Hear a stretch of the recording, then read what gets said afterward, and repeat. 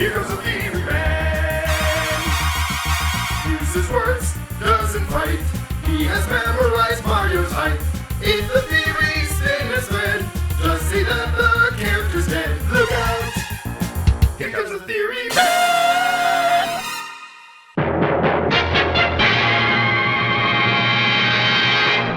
Hello, Internet! Welcome to Film Theory, where today, can we just stop to appreciate what a great year 2018 was? Oh no, not for me, for Spider-Man. His PS4 game crushed and was nearly Game of the Year. Venom was way more enjoyable than most people expected and earned nearly $1 billion. And Into the Spider-Verse was literally the best animated movie that I have seen in years. I mean, sure, he got dusted out of existence and all that, so that was a bit of a low point, but still, pretty solid year on the whole. And sure, we may have lost one Spidey, press F to pay respects, but heck, Spider-Verse gave us another 6 to root for. They're multiplying like flies, or spiders, I guess. You know what else it gave us, though? An incredible tribute to the Sam Raimi Spider-Man trilogy. The one that redefined what superhero movies were in their darkest of days. The trilogy responsible for the superhero renaissance. The movies that did the Thanos snap 17 years before it became a spicy meme. Sure, those references at the beginning of Into the Spider-Verse were just that, references to those past movies. This Peter Parker is not the same one as the one from those older movies, but it did get me eager to go back and revisit that original trilogy. For those of you who haven't seen these classics in some time, you know the basic premise. Bobblehead Tobey Maguire gets himself bitten by a genetically altered spider, great power, great responsibility, blah blah blah. Your standard Spider-Man. But upon rewatching them, there was one mystery that was never explained in the movies. One that has remained unsolved for the last 17 years, and a mystery that today, I think I can finally answer. You see, in Spider-Man 2, largely considered to be one of the best superhero movies of all time, Peter Parker loses his powers.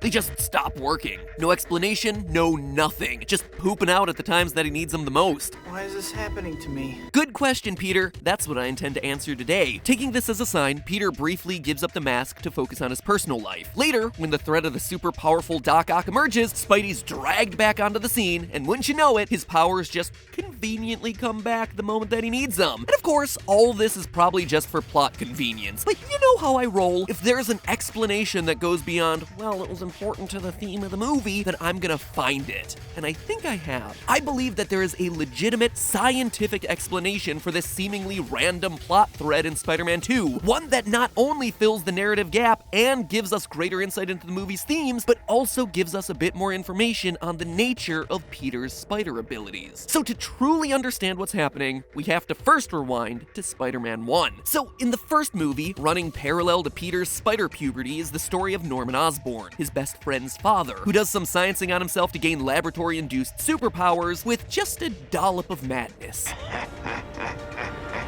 As the newly born Green Goblin, Norman does all the usual villain stuff: menace New York, turn people into spooky, scary skeletons, dress as an old woman, and star in terrible Broadway musicals. Oh man, the stories I could tell you about that show. And yes, that character with the inflatable T-Rex coming out of his chest is the Lizard. Give that man a Tony! Anyway, the film comes to a dramatic climax when Norman drops both a tram car and Mary Jane off the Roosevelt Island Bridge. Spidey manages to save them both. Get dunked on, Andrew Garfield! But in the course of the final battle, ends up killing Norman. Godspeed, Spider-Man. Unsurprisingly, this takes a mental toll on Peter. After Norman's funeral, he rejects the advances of Mary Jane. All I wanted was to tell her how much I loved her. I can't.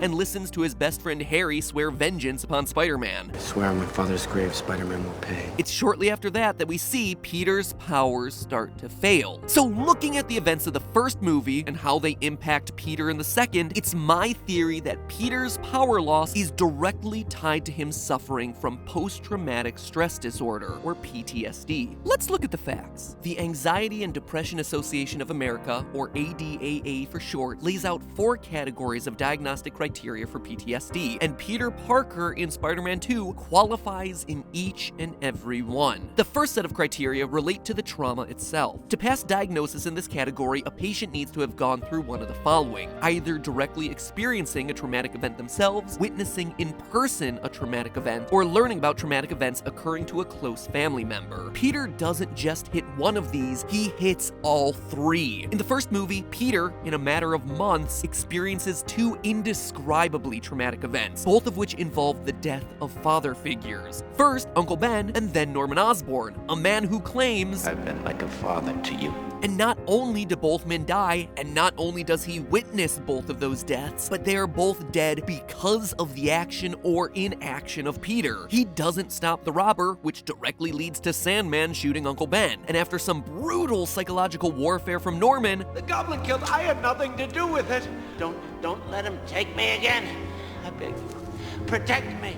Spider-Man jumping over the glider finishes off his other father. And all of this is without even mentioning his childhood love getting kidnapped because of her association with Peter. It's pretty much unquestionable that Peter has every reason to be suffering some level of PTSD, but is he really? Well, to know for sure, we have to move on to the second category of criteria, which looks at any lingering psychological effects of the trauma and whether memories of it are intruding into everyday life. Of the following, patients must be experiencing at least one to be diagnosed as suffering from PTSD. That list includes unwanted memories of the event interrupting the day, having dreams related to the trauma, psychological distress when exposed to cues that remind you of the event, or physiological reactions to those same cues. Throughout Spider-Man 2, we see memories of Uncle Ben intruding into Peter's everyday life. Ben's oft-repeated mantra, "with great power comes great responsibility," drives Peter until he ultimately tells his uncle, I can't live your dreams anymore. We also know that Peter is having difficulty sleeping. He's suffering from repeated dreams of these traumatic events, as he reports to his doctor. You say you can't sleep. And as Dr. Connors says, You always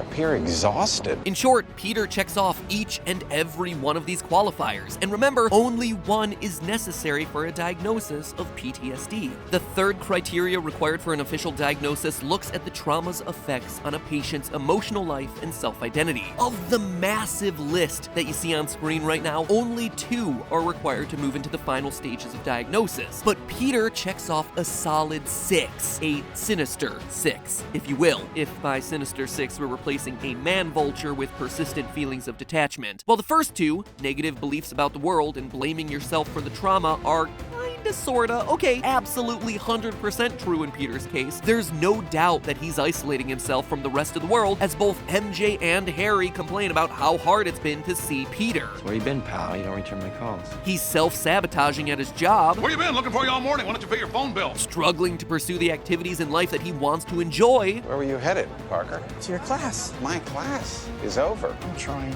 I want to be here. and slowly eroding the most important relationship in his life. Do you love me? I don't.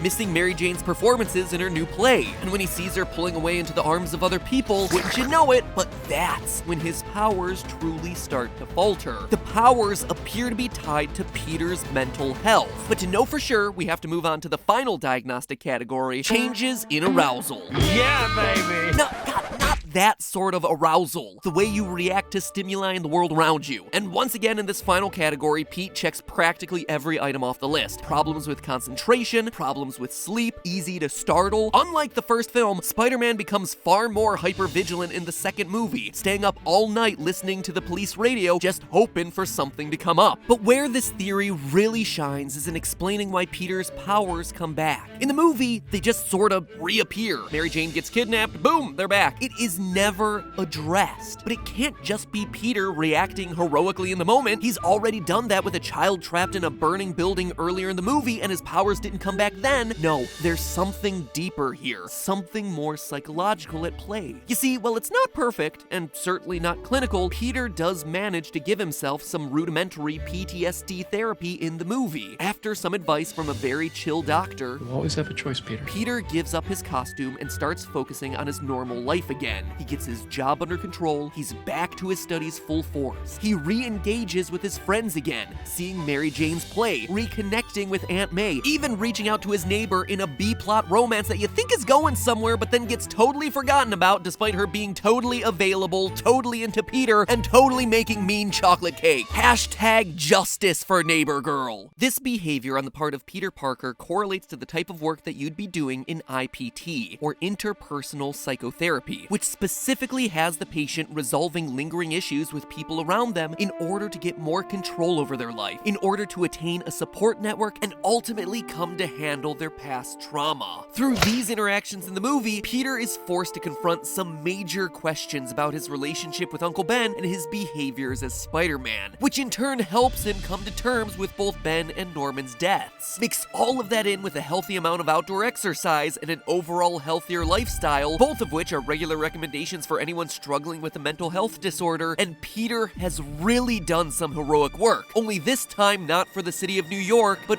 for himself. Finally, after all these years, why Peter's powers disappear makes sense. He's dealing with the impact of emotional trauma. Trauma that he never had the chance to properly address and deal with in his life when he was having to double as Spider-Man. And the powers only return when he's able to step back, give himself the self-care that he needs, and help himself before he reaches out to continue helping others. The saddest thing about this is that it's never explicitly addressed in the film. That Spider-Man, in addition to serving as a role model of physical strength, could have also been shown as a role model of psychological strength, of living with and handling not just goblins and demons out in the real world, but the even more dangerous and seemingly unstoppable ones that lived inside his own head. At the end of the day, this theory just goes to show that everyone, including superheroes, have their own issues, and that battling against depression or the effects of trauma might not be as visually exciting as a battle against Tentacle Doctor over here, but it's a battle that is far more real, far more scary, and far more important than any of the ones that you see happen in Spider-Man 2. And that sometimes the most heroic action you can do is taking the time to rescue yourself before you try rescuing someone else. And with that, there are no more mysteries left in the Sam Raimi trilogy. Well, except for how a woman born in Brooklyn has a British accent. It's water over the dam or under the bridge or wherever you like it.